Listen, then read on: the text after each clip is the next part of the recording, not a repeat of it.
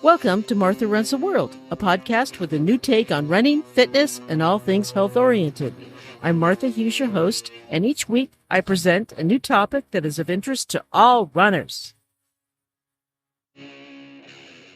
Hi, and welcome to episode 265 of Martha Runs the World. Thank you so much for joining me today. I truly appreciate it. This week, I'm going to talk all about my trip to Nevada and to the Bootleg Boogie race and my vacation and what happened during that time. If you listen to my past episodes, you know all about my traumatic accident, my fall on the trail. And if you didn't, I will quickly review, and I won't spend a lot of time on it. If you're a past listener, I know you're probably bored about hearing of it. In December 16th, I was doing a trail run. I was actually training for this race that I went to, the Bootleg Boogie. It was going to be my first 50-miler, and I was training. I was running on a trail in the headlands that I've run on 100 times before, and I tripped on a rock, and I fell, and I shattered my shoulder, broke my arm, even dislocated my shoulder at the same time as shattering it, I guess. But I had to have surgery, so I couldn't run the race. So I was out for a long, long time. But since I made vacation plans and everything, I decided to go anyway. And my friend Michael, who is the race director, he said, "Why don't you come down and work for me since you're going anyway?" So I said, "Okay, I'll do it." So I planned on doing it and going down and enjoying myself and working anyway, since I couldn't run, and it would be fun to see other runners and support them. And I am so happy I did. Wow, what a terrific trip it was. It was so much fun. It was really, really great. I loved it. I just am so happy I went. I was out of town 6 days. I left on Thursday, February 1st. I drove straight from I picked up the rental car because I don't own a car. So I picked up the rental car at the airport at SFO and drove to Boulder City, Nevada, straight down. Now, I should have left earlier. I left at 9 a.m. I probably should have left at 8 a.m., but there was a lot of rain that day. It was raining off and on and off and on and off and on. So I was on 5 and I was on Highway 5 and going pretty well. And then I'd see this dark cloud up ahead, and I knew it would rain, and everything slowed down. And then you're outside of the dark cloud, and then it's like either a white cloud where nothing was happening or blue skies. So then it was nice for a while, and then it would rain and nice, no rain, rain, no rain, no rain, no rain. So that took a lot of more time than I thought it was going to take. It was okay. And I'll talk about the car that was given to me from the rental company a little bit, but at least it had a little bit of power so I could go pretty fast, and that was nice. It took longer than I thought. I got to Boulder City later. It was a long, long drive because of all the rain and everything. But that was all right. I got there fine. The motel in Boulder City was okay. It was decent. I mean, it was fine. I'd say 4 out of 5. It was fine. It's the Sands. It's right on the Nevada Way or Nevada Highway, or forgotten the name of the main street at Boulder City. It's not like it's a big town. It isn't. It's small. It's a cool little town. I like this place. It's like the only town or the only city in Nevada that doesn't have gambling, but it's really neat.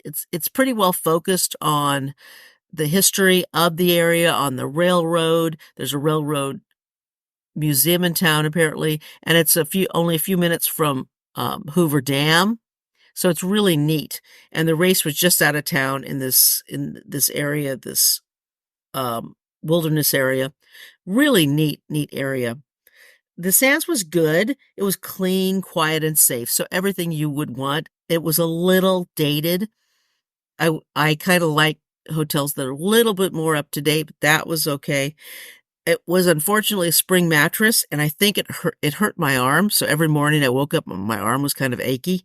My left shoulder and my arm where I had surgery. It was a little achy every morning, and I couldn't figure out what was hurting it, except that in Monday night, I stayed at a different hotel in another town, which had a memory foam mattress. And then after I got up, my arm didn't hurt. And I said, oh, that's got to be the mattress from the Sands.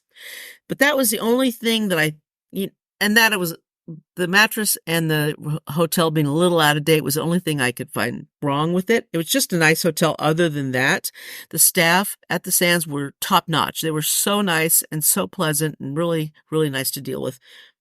I don't know if I'd stay there again if I go back. Well, I'm going to go back and do the race myself next year.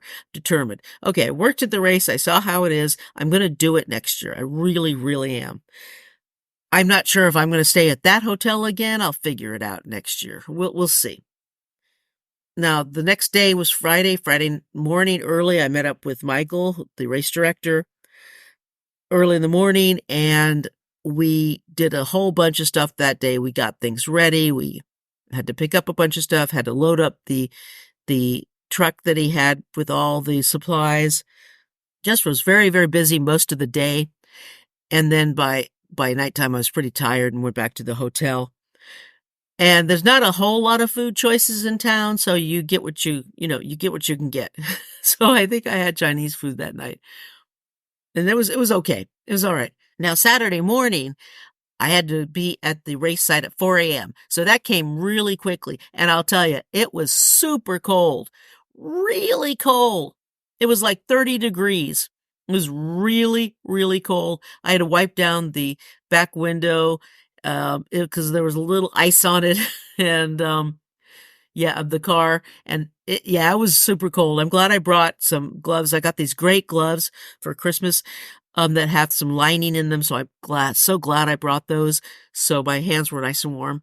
And see, the 100-miler runners started at 5 a.m. So I had to be there at 4. So I did a whole bunch of things early in the morning, helped out. There was one part where we had to direct the runners because it was a little confusing.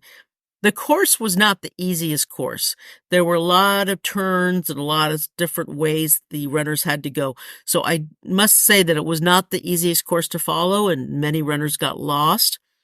Hopefully it'll be a little bit easier next year or maybe simplify it.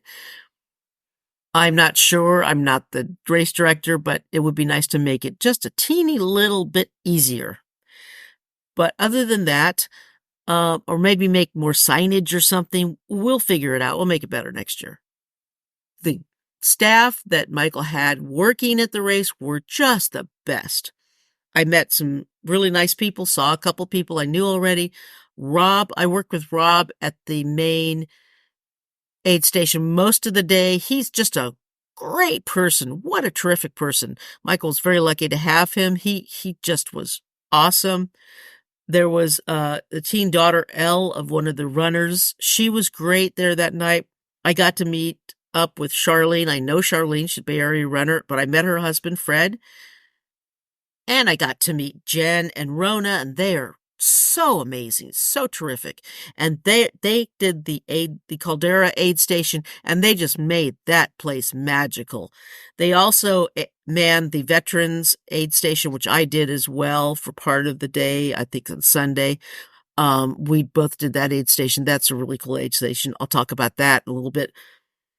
There were other people that I'm sure I forgot, but it was just really, really cool. Just really nice people. And it never got warm Saturday. It was pretty cold that day, but it was just so beautiful. You could see the whole valley. You could see Boulder City there and the mountains like towards Death Valley. And then you could see the East Mountains, and where we were, you couldn't see Las Vegas, but you could see all kinds of other sights. It was really pretty. It was really, really beautiful views. And I have to say that the sunrise from where I was just spectacular. I live in the city. I don't get to see these big desert skies very often. And I've forgotten how much I like the desert. One of the reasons why I want to move to Nevada, North Nevada, though, Reno, is because I do like that desert and I like those big skies. You do not get big skies like you do in the desert. The desert has incredible skylines, just these beautiful skies. I love the mountains even more than the desert, but in the mountains, you don't get those big skies. The desert has those huge skies like nowhere else I've ever seen. And I don't know why my voice is scratchy today. I don't know why. So pardon me for that. Now, Sunday, I was so tired that by about 6, I guess it was 6 p.m., I was falling asleep and I went back to the hotel and got some food and passed out. I got these really good crispy chicken. They were supposed to chicken tenders, but it was a whole or a half breasted chicken. And it was really good. It was actually very, very tasty. I know if I lived there, I'd probably get it a lot. And I was wearing my Iron Maiden cap, and the kid who was working there had a Metallica t-shirt, so we talked about metal while they were preparing the food, so that was kind of cool. But this is not a chicken tender. This is a half chicken breast. It was delicious. It was really, really good, so that was fun. And then Sunday came on, and I got there about 6 a.m. on Sunday, and I worked there till like about 1, and I manned the veteran aid station for part of the day until all the runners were through. And then I came back and worked there, and we cheered on the last of the 100-milers, got them through, or at least I think there were a couple left, but Rob and Michael were going to handle those. But we got almost everybody through and got them their buckles and their hats and their shirts and everything. And then I just said goodbye to everybody and I took off. And I went to see Hoover Dam. I've never seen Hoover Dam before, so I thought I'd go see that. Probably not the best thing to do on a Sunday afternoon, let me tell you. Because it wasn't just me there. It was me and every tourist ever in the Vegas area was there. It was so crowded. Now, I did get a free parking spot. There are lots of free parking spaces if you're willing to park far away and go down a bunch of stairs and know that you're going to go up a bunch of stairs. That doesn't bother me, of course, but a lot of people don't want that, so they'll pay $10 for parking to get closer. I'm not going to pay $10 if all I have to do is walk. I don't care. So that was kind of cool. But it was, even with all the tourists and everything, it was fun to see the dam. I was very disappointed in the visitor center is being remodeled, so I couldn't see that.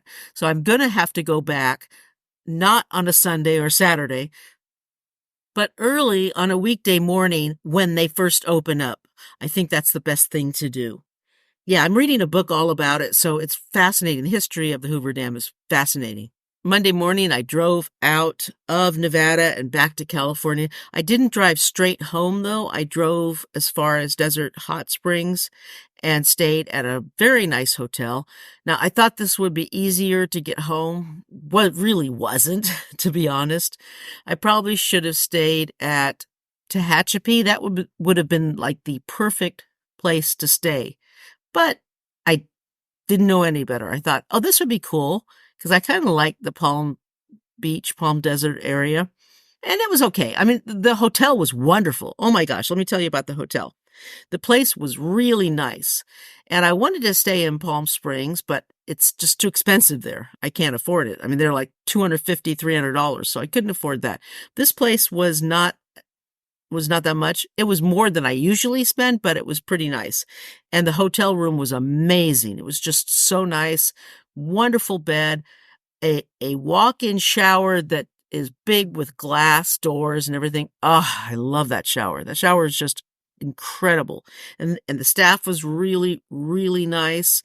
And that was just a nice place to stay. I looked at the map, and Desert Hot Springs is probably like how Palm Springs used to be when it first started, before all the fancy movie stars and all the elite moved in and made it really expensive. That's what Desert Hot Springs is. I also realized that there's no restaurants or anything around there, so I would have to get my food and bring it in. So I bought my food and brought it in to the hotel room, and I just had a lovely, lovely time just chilling out, eating, and just taking it easy that night. I did get up early, and they had a nice breakfast there at the hotel, so I had my breakfast, coffee, and then I took off.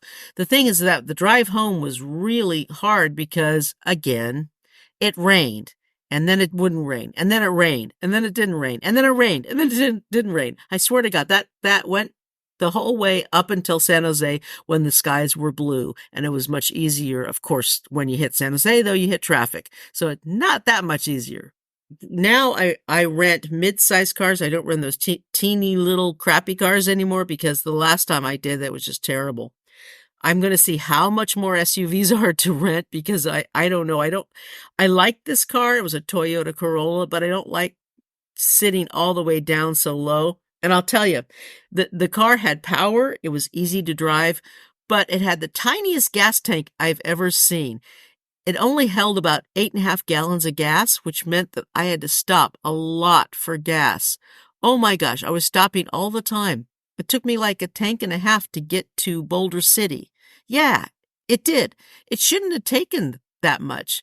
And it wasn't like it was using up gas. It was like to fill the tank was like $35. So it wasn't like using that much. It just didn't hold much gas. So, I would, well, when I buy a car, it's going to be an SUV. But if I was going to buy a sedan, I certainly wouldn't buy that car. It did have a lot of power and it was easy to drive, so I will give it that. And it was very comfortable. The seat, considering that I was driving for hours and hours, the seat was very, very comfortable, so I'll give it that. So that's a plus. But that tank is just too tiny for anything. I mean, I don't know. I don't like stopping for gas all the time or going for an hour and say, oh my gosh, I've used a quarter of the tank. At first I thought it was like a gas guzzler, but no, it wasn't. When I fill it up and it's like $35 and I know gas is expensive, nah, it's not a gas guzzler. I'm so happy that I went. At first I was a little trepidatious because I was thinking, oh, is it going to make me feel worse? Is it going to make me feel bad that I'm not able to run? Not at all. I've been feeling bad that I had my accident, and I've been feeling really, really down. I must say the holidays were terrible. I was really depressed over Christmas and New Year's and feeling probably at the worst I have been in a long, long time. But this trip lifted my spirits. It did me a world of good. It made me feel so much better and so much more hopeful for my future. I know that things are brighter. I know that things are going to be better and that it's going to be okay because I do have a future and not everything is dark. Yes, I've been through that dark tunnel. Yeah, I've been there and I hadn't seen that light at the end. I've been in that dark cave, that horrible place where you go and you don't know if there's even going to be a future. You don't know if anything's worthwhile anymore. Yeah, that's the way I was over Christmas, where everyone around you is having a good time and having fun and everything's great, but you're not. You're sitting there wondering, why do I even try to do anything anymore? Why bother? Why even bother? But this trip made me realize these people, these running people, are just amazing and terrific people. And they just are so fantastic. They made me feel so much better that all of them have been through, all of them have had their own trials and tribulations. They know what it's like to feel lost. They know what it's like to feel disappointment. They've been there. They know. And yet they too can finish a hard race. They too can train and do hard things. And I can too. I can get through the hard times and I can move forward and I can start again because I am starting again. I'm starting my training from ground zero. I've been walk 3 to 4 miles on my days off or when I can. And I started doing my physical therapy for my shoulder and arm. And it's not easy. The exercises they gave me, they are not easy. They may seem simple if you don't have shoulder or arm problems, but they're not easy for me. They're very, very difficult. So I'm doing them every day. I go back to my PT tomorrow morning as of the recording of the show, and I'll go see them and we'll go over and do some more stuff, more hard things. I can do them. It's all right. So that was my trip, and that was a well needed vacation, and I'm so happy I did it. And I will be running the Bootleg Boogie next year. Now, I'm going to bring back a feature that I did before December, and I'm going to start doing it every week, and it's called My Final Word. Now, this story popped up a couple weeks ago, and I want to share my thoughts about it, but I'll tell you a little bit about it. The acting commissioning editor for Runner's World UK, Kate Carter, may be a serial cheater. Now, she may be. I'm going to say may. She may not be, but she may be. It's not 100% sure that she is, but it doesn't look good for her. She's run all the major marathons, and she's a great runner. She's turned in good times. She's not a slacker. She's a very, very fast runner. But this came up because there's a few questionable times and a few questionable things that she's done.